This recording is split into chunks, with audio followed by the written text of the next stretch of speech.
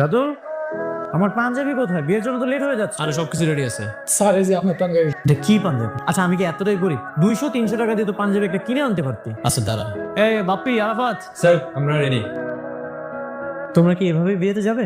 রাতু, তুই পাঞ্জাবি পরেছিস, ওদেরকে তো পাঞ্জাবি পরতে বলতে পারতি। আচ্ছা শুনেন, আপনারা একটা কাজ করবেন, রাস্তা থেকে দুটো পাঞ্জাবি কিনবেন, দুইজনে পরবেন, আর স্যারের জন্য খুব সুন্দর দেখে একটা পাঞ্জাবি নেবেন। ও ঠিক আছে। শোন রাতু, ওরা যেন বুঝতে পারে আমি করি, কোনোভাবেই যেন বুঝতে না পারে। আমার তো অর্থবিত্ত আছে। ঠিক আছে না?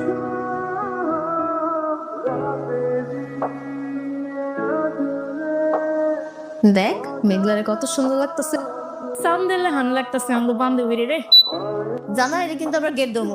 10,000 টাকার 1 টাকাও যদি কম হয় আমরা কিন্তু গেট ছাড়তাম না। এই তোরা কি কইলি? আমার জামাই মাসিক ইনকামই তো 10,000 টাকা। 10,000 টাকায় তোরা লয়ে যাবি কেন? এত দরদ। ওরে বাপ রে, বিয়া না হইতে এখনই জামাই হয়ে গেছে। শোন, যা দেয় মুখ বুজ্জা লয়ে লবি, ঠিক আছে?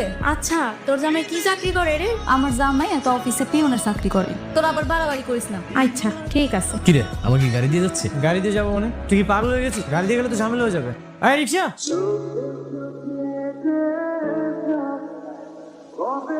একটা হয়েছে নাকি যা? ওরে বাপ রে, বিয়া না হইতেই এত জামাই লেগা দেখছিস, পাগল হয়ে গেছে গা একবারে। আরে দুলা ভাই আসছে, দুলা ভাই কষ্ট করে গেট দছি। 10,000 টাকার 1 টাকাও কম দিলে গেট ছাড়তাম না। এই সামান্য গেটের জন্য 10,000 টাকা? যদি 5,000 টাকা হয় তাহলে বলেন। কি করতেছিস? তুই একটা কাজ কর, 100 টাকা দে। এগুলো তোর বউয়ের শালি, তোর বউয়ের বান্ধবী, ফকির না। তুই তো ফকিরে দিল 500 টাকার বেশি দিস। যেটা বলতেছিস সেটা কর।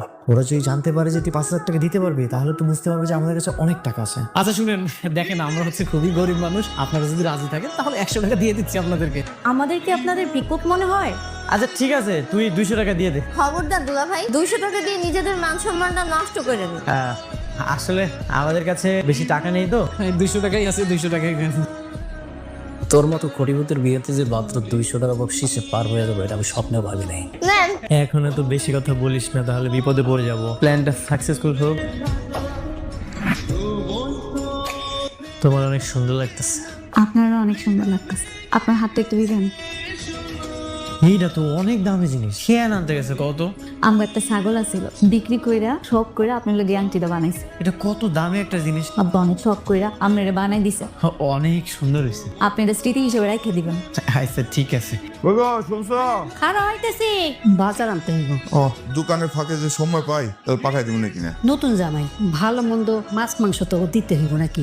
দেখো ইলিশ মাছ পাও কিনা। ইলিশ মাছের যে দাম। আব্বা তুমি এত চিন্তা করতেছো কেন? তোমার সাধ্যের মধ্যে যা পাইবা তাই আন।